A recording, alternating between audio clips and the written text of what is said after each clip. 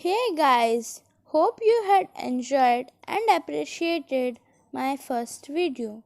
Today, on the auspicious day of Buddha Purnima, I, Aditi Sachdev, is here to express my views on the life and teachings of Gautam Buddha. India is the land of various sages and monks. One of the best among them was Gautama Buddha, who was a philosopher, mendicant, spiritual leader, and religious leader who lived in ancient India. He is revered as the founder of the world religion of Buddhism. Gautama Buddha was born on 563 BC as Prince of Kapilvastu in the Lumbini village on the foothills of Nepal. His father Shuddhodhan was the king of state of Kapilvastu and belonged to the Shakya clan. His mother name was Mahamaya. He was named as Siddharth. After the 7 days of his birth, his mother passed away. Hence, he was nursed by his stepmother and aunt, named Mahaprajapati Gautami.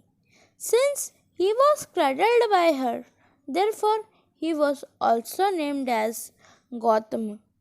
He was brought up in great luxury and was married at the age of 16. His wife has been called by various names. Example Yashodhara, Gopa, Bimba. At the age of 29, a son was born to him and he was given the name of Rahul. Siddhartha felt that a bond was born to him. The Buddhists refer to what are called four great signs which profoundly affected the life of the young Siddhartha. It is stated that one evening his charioteer Channa drove the prince into the city and he came across an old man who had been given up by his pupil. He saw another man suffering from the agony of disease, and Channa told him that was the fate of every human being. Then he saw a dead man surrounded by weeping relatives, the fourth sign of a mendicant who had given up the world and was moving about in search of truth. These experiences had already affected the mind of Siddhartha, and when a son was born to him, he decided immediately to renounce the world. He left his wife and child sleeping and went away accompanied by Chan the charioteer.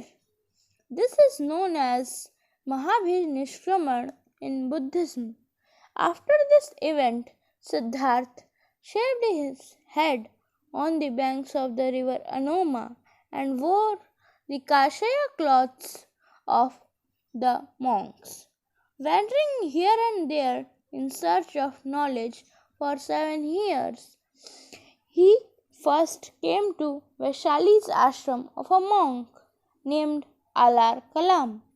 After that, he left for Uruvela, now Bodh Gaya, where he found 5 seekers like Kaudinya.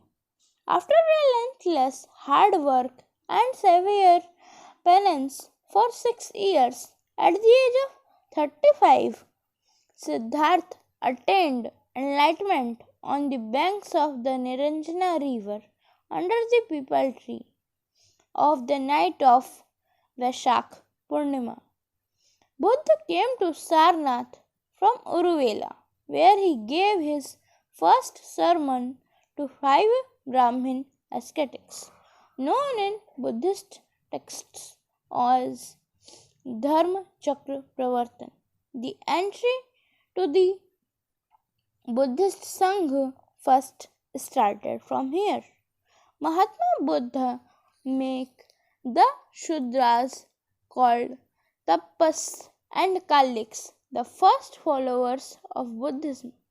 Mahatma Buddha gave the most preachings of his life in Shravasti, the capital of the Kaushal Mahajanpad. Bimbisar, Prasenjit, and Udyan were the famous monarch followers of Buddha.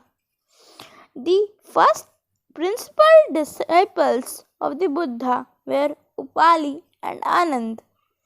A Buddhist association was established in Sarnath. Mahatma Buddha reached the last stop of his life at Kushinara, situated on the banks of the Hiranyavati river, where he died at the age of 80 in 483 BC. It is known as Mahaparinirvana in Buddhist traditions. After death, he gave his last sermon to the family governor of Kushinara, Subhach. After Mahaparinirvana, the relics of Buddha were divided into 8 parts. Buddha taught for 45 years through conversation, lectures, and parables. His method of teaching was unique. He walked from town to town, accompanied by his favorite disciples, and was followed by as many as 1200 devotees. He took no thought for the morrow and was contented to be fed by local admirers. Ordinarily, he stopped near some village and pitched his camp in some garden or wood or on some river bank. The afternoon was given to meditation and evening to instruction. His favorite sutra was the Four Noble Truths, which emphasized the fact that life was full of pain, which could be removed only by the removal of all desires. The first truth is the existence of sorrow. The second truth is the cause of sorrow. Desire is the cause of all evils, and hence it must be removed. The third truth is sorrowing ceasing. Sorrowing can be ended only by the elimination of desires. The fourth truth is that there must be a way to attain bliss and end desires. That was through the Noble Eightfold Path. This path is attributed to him in a text of about 3rd century BC. It comprised right observation, right determination, right speech, right action, right livelihood, right effort, right awareness, and right concern. If a person follows these eightfold path, he would free himself from machination of priests and would reach his destination. Gautama thought that a person should avoid an excess of both luxury and austerity and prescribed the middle path. Gautama Buddha also laid down a code of conduct for his followers.